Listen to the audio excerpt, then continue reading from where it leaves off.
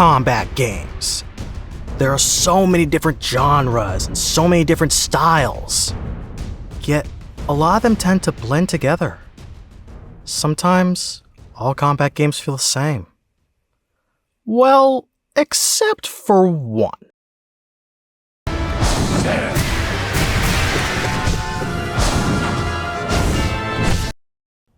Hey everyone, my name is Cyberscribe, and today I'll be talking about how Hollow Knight is the perfect combat game.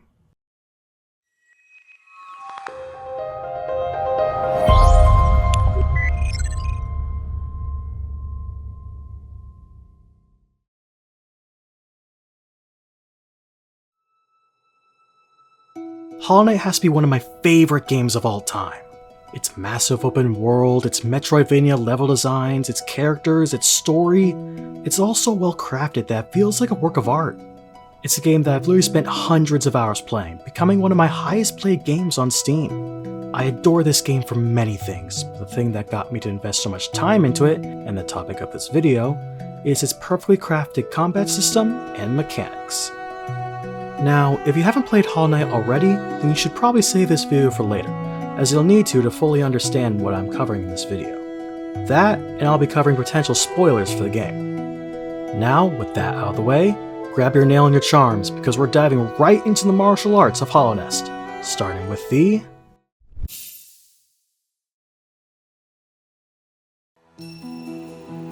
Now, in case it's been a while, or you've simply never played before, let's do a brief overview of the game. Hollow Knight is an indie game that was published by Team Cherry in 2017. It's a Metroidvania-style 2D side-scroller, taking place in a medieval-like world full of sentient bugs. You play as the Knight, one of those short, silent protagonist types with a head that always reminded me of a skull for some reason.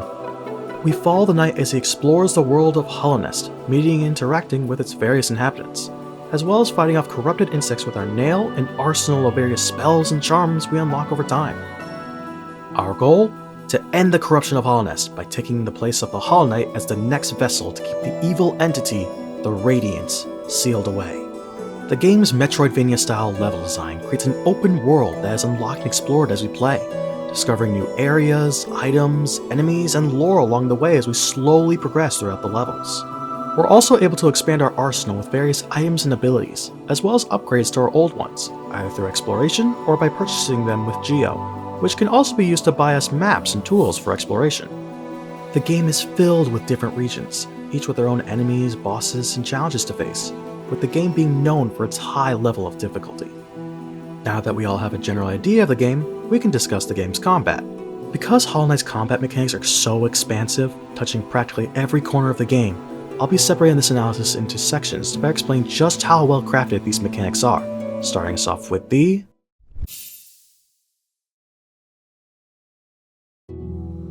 When first entering Hollow Nest, we were all pretty limited. 5 health, 5 damage, and 3 soul for healing.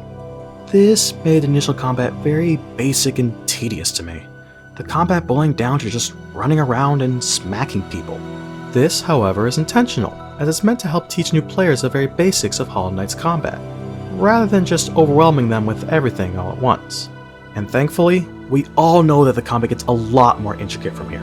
And it all started with unlocking our first spell, the Vengeful Spirit. This powerful ranged attack gave us what we all needed, a safe method of attacking, and a way to level the playing field against enemies like Aspid Hunters who just spam projectiles. Eventually, we'd also unlock spells like the Desolate Dive and Howling Wraiths, and they add a whole new layer to how players fight. Before, all I was doing was running around, slashing, and hiding to heal. But now, I had options. Go nail first so I could heal later, use up all my soul and spells, or combo them for extra damage and leftover healing. This added a level of strategy to my gameplay, which previously felt kinda absent. Now, I had to manage my resources, choosing how to handle each encounter based on what I had and what enemy I was facing. Either I'd run in, guns blazing with full health and soul, or I'd see a Crystal Hunter, look at my one mask, and just go, nope. With these new spells, I felt encouraged to practice with them, to combo them with my nail of movement mechanics, rather than just wildly spamming my nail. That being said, the nail had some skill to it too. While spells did add an element of strategy, I think we can all agree that the nail is really the meat of Hollow Knight's combat. Not only is it your main source of damage, but it's also used for platforming, level exploration, parrying attacks, and its signature move, pogoing. Not only is this move a key part of many boss fights, from as early as the Vengefly King to as late as the Pure Vessel, but it's also an essential part of the game's other types of challenges, platforming. I remember being so confused about those little spike rooms in Forgotten Crossroads, thinking I might have needed some sort of spike immunity.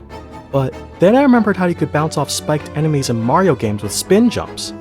And man, did I feel both smart and stupid when that first pogo worked. But that just goes to show just how interconnected combat is in this game, making the main weapon of the game a platforming tool as well. Hell, even the game's hardest platforming challenge, the Path of Pain, uses pogoing almost exclusively. But as we all know, it requires skill and practice to truly master pogoing. It took me a while to learn how to perfectly time my swings, but once I got the hang of it, I was doing it everywhere. It's so satisfying to pull off, watching enemies helplessly stand there as I pummel them from above, and perfectly timing my swings to bounce across spikes like a pinball. So, while the nail does start off as somewhat of a spam attack, it later evolves to be one of, if not the, most skilled weapon in Hollow Knight. The game encourages players like me to practice with it, to hone our skills for later challenges, and I love it for that. But those are just the basics. Hollow Knight would need more in order to stand out, something that builds off the core combat mechanics, which is why we have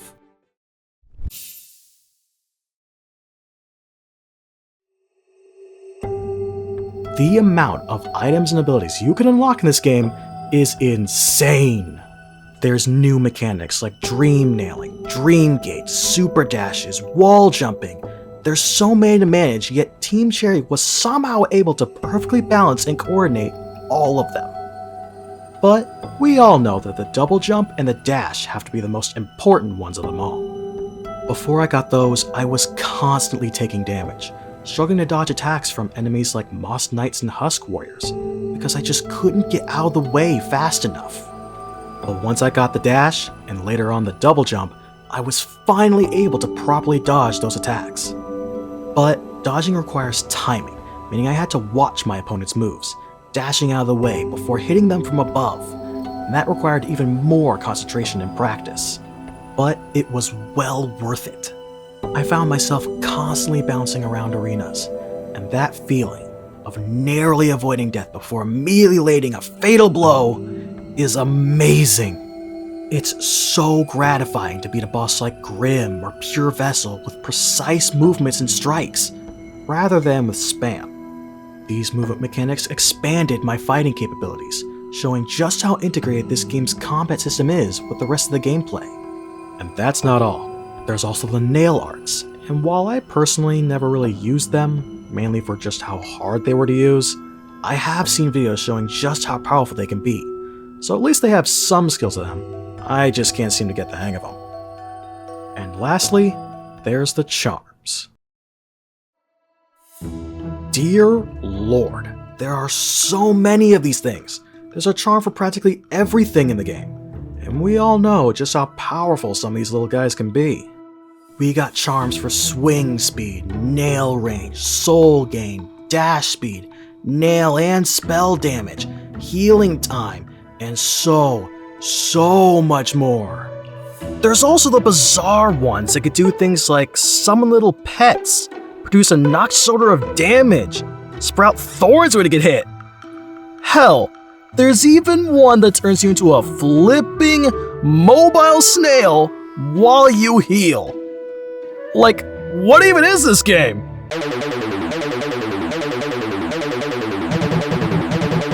These charms allowed us to hand-pick loadouts that cater to how we like to play the game. You could do a spell loadout, a nail loadout, a health loadout, a summoner loadout, or you could just make your own that suits you and how you like to fight. And while things like skills, reflexes, and strategy are important to fighting in Hollow Knight, half the time whatever charms I had on me were what decided if I kicked a boss's ass, or I got my own ass kicked. I often found myself dying over and over again to the same boss, swapping out charms each time until eventually I found the loadout that gave me the edge, adding a new layer of skill and strategy to the game's combat. That's how well made Hollow Knight's combat is. Strategizing is important both before and during a battle. You have to combine both your skills and your powers to win. You have to be tactical, analyze your opponents to find their weaknesses, and prepare yourself with the right equipment. And the best part is that compared to other games, each of Hollow Knight's unlocks and items feel perfectly balanced and fully thought out. None of them ever feel overpowered or useless. But sometimes more equipment just isn't enough. You need to be stronger, you need to be better, you need...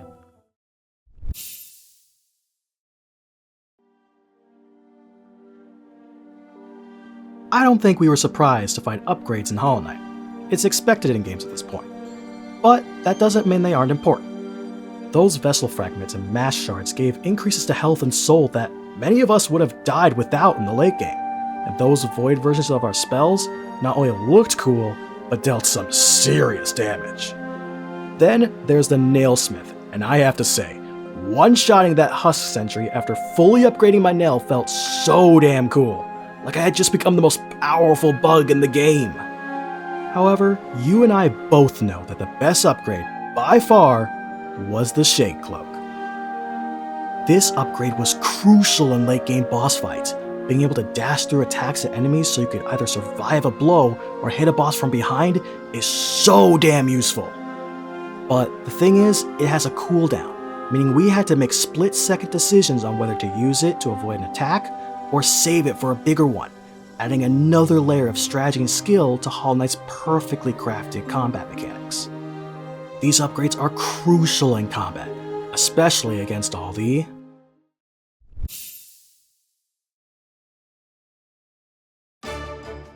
Hollow Knight has to have the largest variety of enemies I have ever seen in a game. I mean, when's the last time you saw a game with over 150 different enemies? 150! That's a lot of bugs. Ugh. Each one of these guys have unique designs and attributes that keep them from being copy-pasted cannon fodder. Well, except for the early ones, but they're kinda supposed to be. Each biome is home to its own unique set of enemies and hazards, ranging from mildly concerning to the minefield that is Fog Canyon. Seriously, you can't tell me you didn't get it blown up at least once while trying to get around that place. It's like a massive underwater minefield. Oh. Anyway, each enemy has a different way of attacking us, and they can vary wildly, requiring us to be quick on our feet. I could go from slaying a husk miner to deflecting crystals from a crystal hunter to narrowly avoiding lasers from crystal crawlers, only to stumble into a room with the flipping Crystal Guardian. This game is extremely punishing if you're not able to adapt on the fly, meaning you have to be ready to switch your tactics in an instant to survive the horde of infected bugs in Hollow Nest. This all makes it so combat is more than just quick reflexes and gear. It's also about quick thinking and adapting. We have to be able to change our combat methods on a dime, or risk getting crushed. But those are just the common enemies. The real battle begins with the copious amounts of...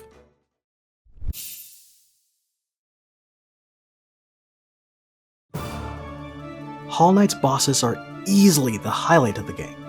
Not only does it have over 40 bosses for us to fight, but each one is extremely unique, having their own distinctive designs, music tracks, sounds, and, most importantly, attack patterns.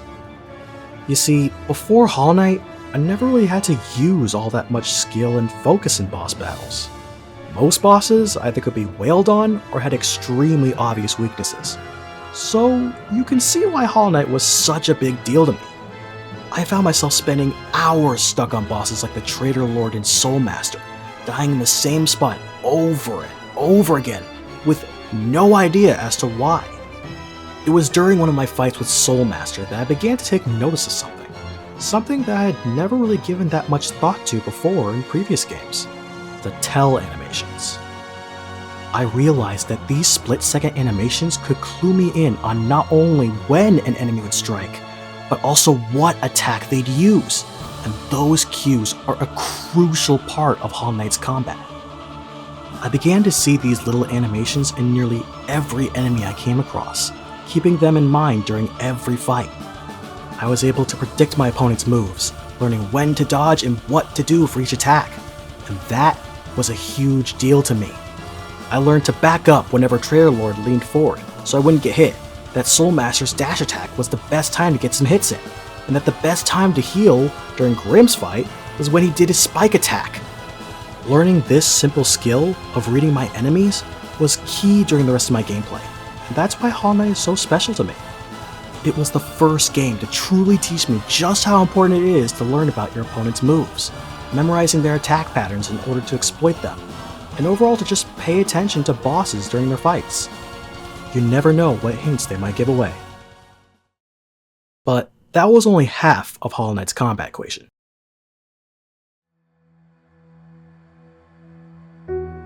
You could be 3 steps ahead all you want, but all that foresight means nothing if you can't act on it. That's the second thing I learned from Hollow Knight, the importance of skill and reflexes. In past games, my reflexes and concentration were god-awful. I would freeze when I didn't know what to do, be too focused on one attack to notice another coming my way, and that led to a lot of deaths, especially in PvP games. The same thing happened when I first entered Hollow Nest, constantly freezing and getting hit, resulting in countless deaths. I ended up getting stuck on Broken Vessel for so long that I almost considered giving up. I was dying dozens of times, never feeling a sense of progress each time I tried to beat it, like I hit a brick wall. This whole time, I was under the assumption that being prepared was what mattered most in a fight. Yet despite memorizing every attack and trying every charm combination, I just wasn't getting anywhere.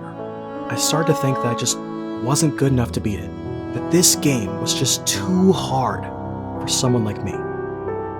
But my stubbornness wouldn't let me quit, meaning I needed to try something new. I began relying more on instinct than foresight, focusing on reacting to his attacks and striking and healing when it felt right. That mindset of react first, plan second was what allowed me to beat Broken Vessel after only 3 more attempts. It became crucial during my later boss fights. My dodging and reaction time got faster, getting hit less while also getting more hits in. I started to get so deep into the zone that I almost forgot I was even holding a controller and not a nail. I had never felt that level of focus before in a game, and my skills only improved with each fight. Each boss would challenge my skills in different ways, but with each death, I only came back with sharper reflexes and faster reaction times, until eventually I would pull out the win. And that feeling of not only outthinking, but also outmaneuvering your opponent, of beating a boss that made you want to pull your hair out with pure skill and strategy, it's euphoric. The harder the boss, the greater the reward, and these bosses are so difficult that beating them gives you the most intense feeling of gratification and relief you could ever feel in your life. That's the level of perfection we're dealing with here. Hollow Knight may have features that you've seen before in other games, but you can tell just how fine-tuned the combat is, how every jump, dash, and slash has been meticulously crafted, that the mechanics of Hollow Knight shine amongst the rest, like a polished metal sculpture among a sea of rust. The game's bosses are challenging, at times infuriating, but they're never unfair. They push players like us to try to get better at the game, and Hollow Knight's mechanics are so well calibrated that they give us the chance to take our skills to the next level. And that's why many of us love this game and its bosses. Team Cherry must have taken notice of our appreciation, because they decided to amp it up to 11 with their final DLC.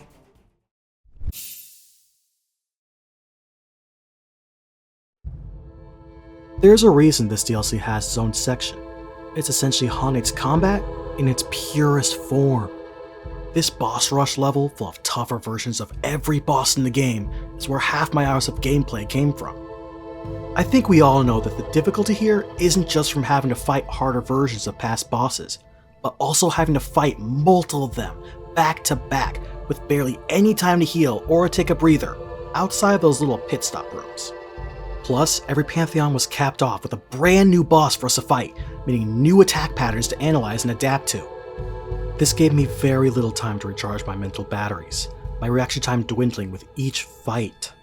This made Got Home by far the biggest challenge I had ever faced, spending weeks trying to beat these insanely difficult boss rushes, dying to the same bosses over and over for days. I had never felt such a level of rage and exhaustion before. It was almost agony, and once again, I considered giving up. But, as I said before, I'm too stubborn to quit. But that didn't change the fact that I had essentially hit a brick wall.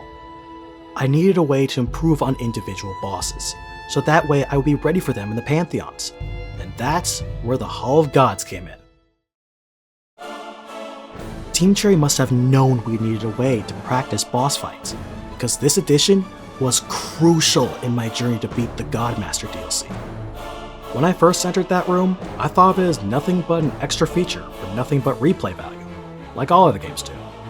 But after returning there after struggling with the Pantheons for so long, I realized that it wasn't just some useless room. It was a key part of beating the DLC. That's what makes this game and its combat so special. Every part of it has a purpose, a reason for being included, each with their own part to play in your journey through Hollow Nest. A level of attention to detail that I had never seen, before or since.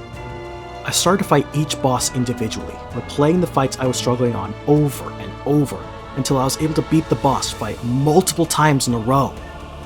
It got to the point where I was spending hours replaying the Pure Vessel fight, not stopping until I had beaten him 5 times in a row, though that could have just been because I enjoyed the fight so much.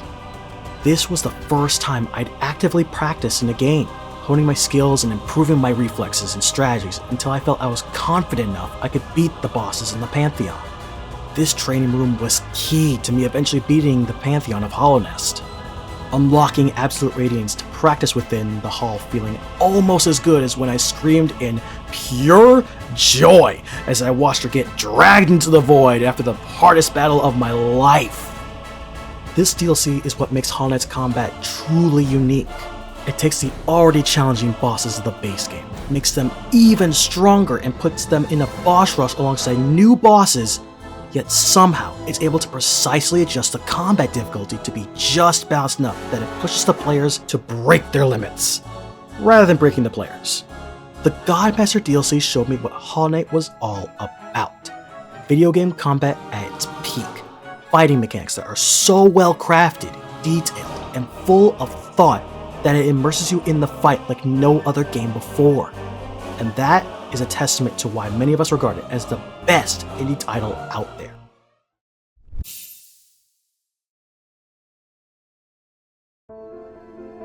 Hollow Knight is an amazing game. It has beautiful visuals, a deep and rich lore, an expansive world, and an absolute banger of a soundtrack. But most of all, it has by far the most perfectly crafted combat mechanics of any game I have ever played. This game was an absolute journey for me, going from mindlessly smacking bugs in the Forgotten Crossroads to spending days practicing against Absolute Radiance in the Hall of Gods. It taught me just how important it is to constantly improve your reaction time, quick thinking, and skills, to be able to both read your enemies and react without hesitation. It was the game that taught me what combat was all about. Your mind, not your body. The way I fight in games have been forever changed thanks to this game, and I hope future game developers take some notes from Hollow Knight when they work on the fighting mechanics in their own games. Because Hollow Knight, by all accounts, is video game combat perfected. Thanks for watching, everyone. If you enjoyed this video and want to hear more in-depth analysis videos like mine, consider subscribing. I got plenty more videos planned for the future. Until then, have a good one, everyone.